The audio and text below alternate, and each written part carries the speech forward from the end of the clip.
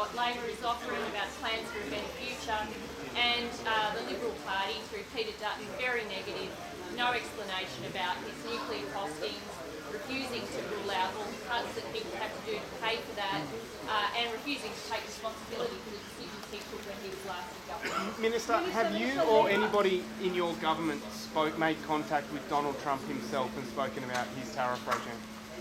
Well, there's been extensive contact between the government and the new administration with Donald Trump himself? Within the Trump administration, we are using every lever available to governments to advocate on behalf of Australia's national interest and to explain our position. We will continue to do that. Is that a no?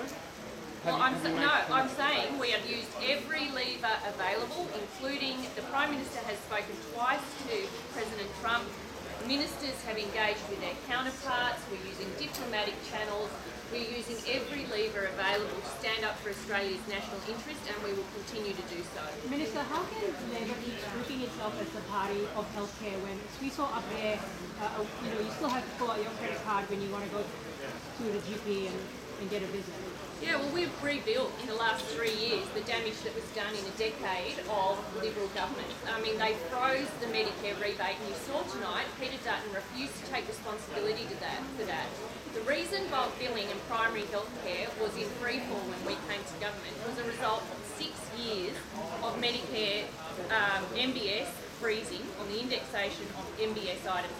That is why, and we knew they did that when he couldn't get his GP tax through and his emergency department tax through and his cuts to Medicare. He couldn't do it, and so they imposed this indexation freeze, and that is what has challenged Medicare. Now, we have done a lot in the last 3 years to invest in Medicare. We will keep doing it. It's one of the key parts of our policy, strengthening Medicare, to make sure that those bulk billing rates get back to 90% so that people only need their Medicare card. That's exactly what we're doing, and we know what this guy did when he was last in government. When he was health minister, he cut Medicare and he tried to impose a GP tax. Okay, thanks everyone.